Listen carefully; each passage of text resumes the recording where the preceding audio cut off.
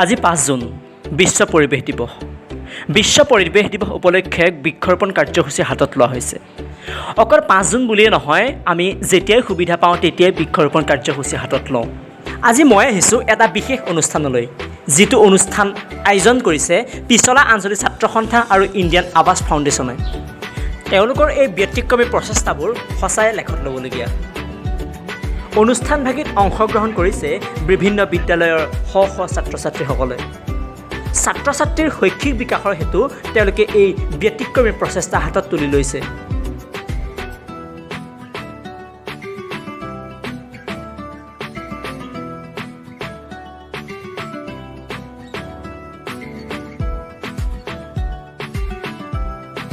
আজিয়ে বিশ্ব পৰিৱেশ দিৱস উপলক্ষে তেওঁলোকে আয়োজন কৰিছে কুইজ প্ৰতিযোগিতা আৰু চিত্ৰাংকন প্ৰতিযোগিতা।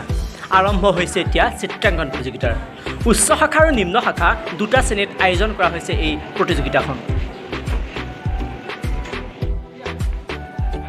আজি 5 জুন বিশ্ব পৰিৱেশ দিৱস হিচাপে তোমালোকে আজি কি কাৰ্যসূচী হাতত লৈছা? হয়, 5 জুন বিশ্ব পৰিৱেশ দিৱস আমি প্ৰত্যেক বছৰৰ দৰে এই বছৰো আমি বৃক্ষৰোপণ কাৰ্যসূচী হাতত লৈছিলোঁ। তাৰ লগতে সংগতি ৰাখি আমি কুইজ আৰু চিত্ৰাংকন প্ৰতিযোগিতা নিম্ন আৰু উচ্চ দুটা শাখাত হেৰি হৈছিল। বৰ্তমান আমাৰ চিত্ৰাংকন প্ৰতিযোগিতা হৈ আছে। পৰৱৰ্তী সময়ত আমাৰ কুইজ প্ৰতিযোগিতা উচ্চ আৰু নিম্ন পৰ্যায়ত হ'ব। জুন বিশ্ব পৰিৱেশ দিৱস উপলক্ষে আচাৰ্য আপুনি কি চিত্ৰ আজি আঁকিবলৈ দিছে উচ্চ আৰু নিম্ন শাখা দুয়োকে? মই আজি বিশ্ব পৰিৱেশ দিৱসৰ দিনাখন পৰিৱেশৰ ওপৰত এটা উচ্চ শাখাৰ চিত্ৰ আঁকিবলৈ দিছোঁ আৰু নিম্ন শাখাত দিছোঁ পৰিৱেশৰ ওপৰতে সংগতি ৰাখি দুজোপা গছৰ সহ এটা ঘৰ আঁকিবলৈ দিছোঁ। মানে এইটো প্ৰচেষ্টা এটা ব্যতিক্ৰমী প্ৰচেষ্টা। সকলোৱে 5 জুন বিশ্ব পৰিৱেশ দিৱস উপলক্ষে মাত্ৰ গছপুলি ৰোপণ কৰে। মাত্ৰ 5 জুনৰ দিনাখনহে ৰোপণ কৰে, কিন্তু বাকী দিনত কিন্তু তেওঁলোকে প্ৰতিপাল নকৰে। কিন্তু এক ব্যতিক্ৰমীভাৱে এইবাৰ কাৰ্যসূচী হাতত লোৱা হৈছে। গতিকে পৰৱৰ্তী দিনত এনেকুৱা এটা ভাল কাৰ্য, সামাজিক কাম যাতে আমি আগলৈ দেখিব পাৰোঁ, তাৰ প্ৰতি গুৰুত্ব প্ৰদান কৰিলে নিশ্চয় ভাল হ'ব। পিছলা আঞ্চলিক ছাত্ৰ সন্থা আৰু ইণ্ডিয়ান আৱাস ফাউণ্ডেশ্যনৰ সহযোগত আজি যি কাৰ্যসূচী হাতত লৈছে, এই কাৰ্যসূচীটোৰ বিষয়ে আপুনি কি ক'ব? এইটো সুন্দৰ কাৰ্যসূচী। এইটো এটা ভাল পদক্ষেপ ল'ব আছোঁ। এইটো পিছলা আঞ্চলিক ছাত্ৰ সন্থাই অতি সুন্দৰ পদক্ষেপ লৈছে।